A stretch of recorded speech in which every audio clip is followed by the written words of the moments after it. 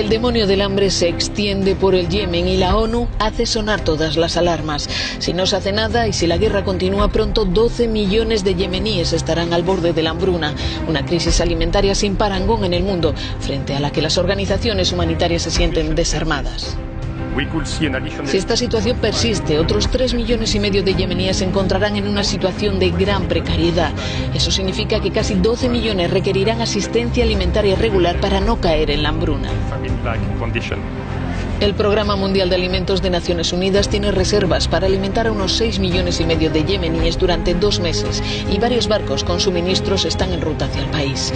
Víveres insuficientes para las enormes necesidades de esta población, pero además la guerra hace muy difícil distribuir esa ayuda entre los más vulnerables, con los niños en primera línea. UNICEF alerta de que los pequeños llegan a los centros de atención en estados de malnutrición aguda severa absolutamente atroces.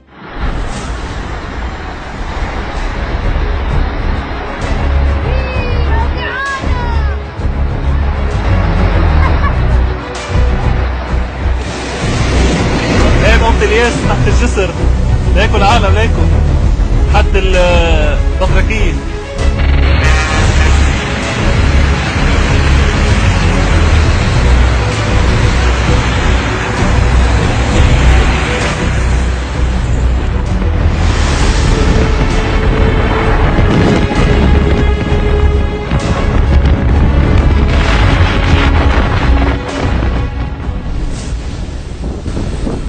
Esta es otra cara del Caribe hondureño. Cerca de la paradisíaca isla de Roatán, la principal zona turística del país, flota una isla de desechos plásticos que se ha calculado hasta en 5 kilómetros cuadrados. Ese de Guatemala y esos lados que botan la basura en el, ¿cómo se llama? Y eso viene para acá flotando en el mar. Entonces eso entra y se va para los manglares. No hay otra parte, no hay otra salida y ahí queda, se amontona. Un empresario israelí invirtió $1 millón en un barco con una máquina construida para limpiar los océanos de aceite derramado y la adaptó para la limpieza de residuos plásticos. Un equipo de 125 miembros de la empresa y unos 150 escolares se desplegaron en 7 kilómetros cuadrados de playas para recolectar los desechos. La embarcación pasó las primeras pruebas. Entre los desperdicios salieron pedazos de mesas, de televisores, botellas, cucharas, cepillos, zapatos y utensilios desechables. Es una llamada al mundo a despertar sobre la devastación, el daño, el riesgo a nuestro planeta, a la humanidad, debido al plástico de un solo uso que flota en los océanos. En Roatán es posible bucear con tiburones, nadar con delfines, observar ballenas o visitar cuevas y cavernas. Pero múltiples especies marinas están sucumbiendo porque comen los plásticos por error. Hoy sabemos que hay algo llamado microplástico, y esas diminutas piezas de plástico, algunas son microscópicas, entran en la cadena alimenticia, y al final las comemos, las bebemos, y nuestros cuerpos están absorbiendo esas piezas de plástico, microscópicas piezas de plástico, y nadie sabe lo que está haciendo a nuestra salud. Los desperdicios forman parte de lo que algunos investigadores llaman un séptimo continente o continente de basura que desde hace décadas se ha detectado en el Pacífico. Birbaum considera que el experimento que ha funcionado en Honduras puede ayudar para recoger los desperdicios si se involucran autoridades estatales y organismos no gubernamentales. También pide a la población sustituir el uso de plásticos desechables por cartón. Los glaciares suizos se enfrentaron a un 2018 de extremos. A pesar de un invierno con mucha nieve, perdieron 2,5% de su volumen, debido a las altas temperaturas de la primavera y el verano boreal. Según un informe publicado el martes por la Academia de Ciencias Naturales de Suiza, hasta finales de marzo todavía quedaba por encima de los 2.000 metros, más del doble de la nieve que normalmente tienen, y el espesor del manto era el más elevado registrado en los últimos 20 años. Pero las importantes nevadas del invierno no sirvieron de mucho ante las elevadas temperaturas y la sequía. Se fundió la nieve y el hielo gracias al verano boreal entre junio y agosto, que fue el más caluroso después de 2003 y 2015, y el periodo de abril a septiembre fue el más caliente jamás registrado. Los expertos suizos ven que el retroceso de los glaciares está directamente relacionado con el cambio climático y advierten que si el calentamiento continúa, muchos pequeños glaciares desaparecerán y los grandes seguirán mermándose. El informe detalla que los glaciares suizos acumulan una pérdida de la quinta parte de su volumen durante la última década. Vamos ahora con las fuertes lluvias que están causando inundaciones y estragos en el centro de Texas. Se calcula que han caído cerca de 12 pulgadas de agua en las últimas 24 horas, lo que ha obligado a miles de residentes a evacuar la zona. Un lago se desbordó, destruyendo a su paso casas y vehículos y arrastrando hasta las embarcaciones. Lo peor de la situación es que la lluvia va a continuar por varios días más. La marihuana ya es legal en Canadá. Luego de casi un siglo de prohibición, el país se convirtió el miércoles en el segundo del mundo, después de Uruguay, en legalizar la marihuana recreativa. Una reforma histórica esperada con ansiedad tanto por consumidores como por los mercados. En Montreal, varios hicieron fila desde la madrugada para comprar los primeros gramos de cannabis legal. Yo no creo que el consumo aumente, creo que simplemente la gente admitirá que consume, ya no se esconderá.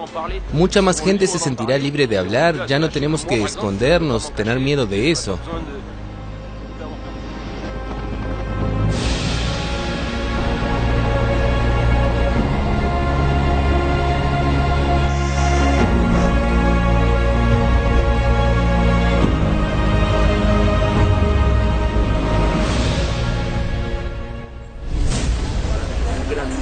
El enviado especial de las Naciones Unidas para la Migración venezolana, Eduardo Stein, pidió el martes desde Colombia ayuda a donantes internacionales para que apoyen ante el éxodo masivo de personas desde el país petrolero.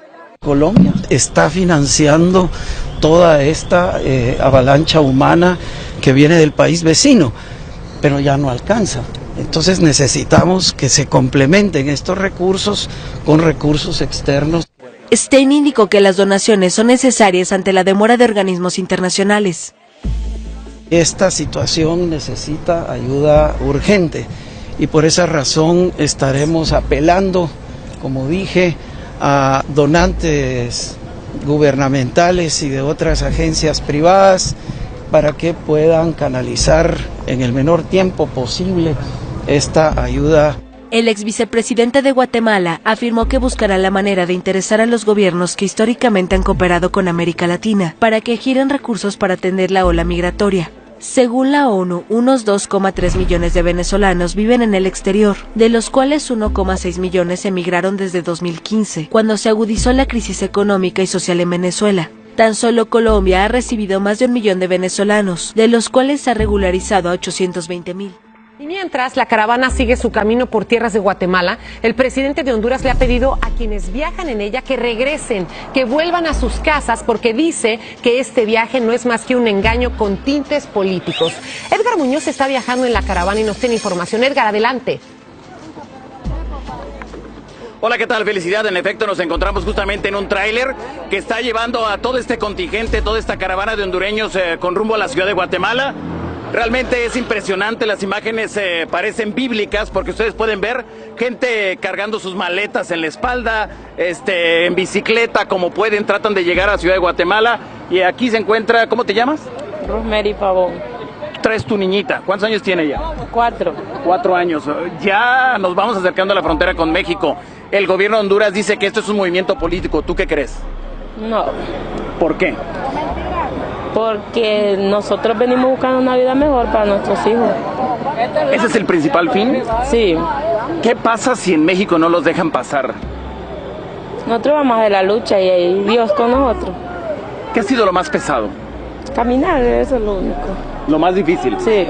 Bueno, en este momento, como puedes ver, la gente como sea, se sube a tráiler, se sube a autobuses, aquí le dicen jale, pero es llevarse, subirlos para de esta manera pues llegar más rápido a la ciudad de Guatemala, y el día de mañana estaríamos pensando, Felicidad, que estarían llegando a la frontera con México, donde se ha advertido por parte del gobierno mexicano que no van a permitir la inmigración ilegal. Es evidente y a mí me llama mucho la atención, muchas mamás, hay gente embarazada, mamás con niños. ¿Cuántos años tiene tu niña?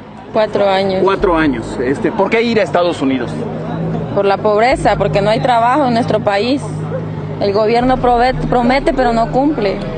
Pues así como escuchan, Felicidad, la gente niega lo que ha dicho el gobierno de Honduras, que eso se trata de un movimiento político, que han traído con engaños a esta gente. Lo que ellos refieren es que se trata de un movimiento, de una movilización de hambre.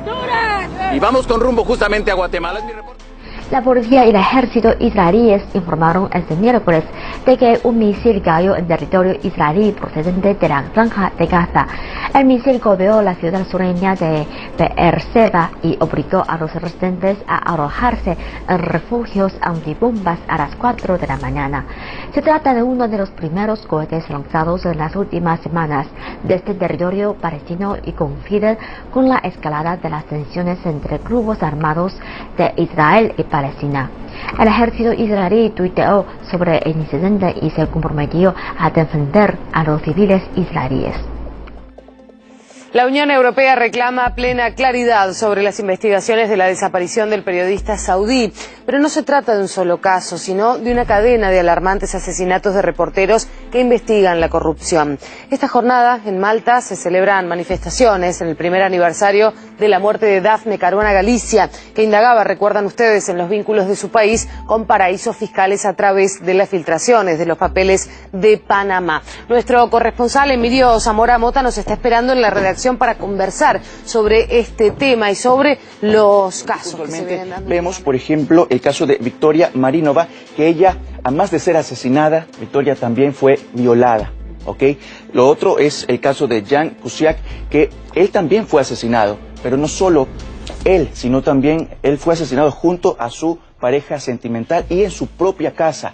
Y como recordamos el caso de Dafne Caruana Galizia, que fue asesinada mientras ella estaba en un vehículo rentado. ¿Y qué ocurrió con este coche? Bueno, explotó.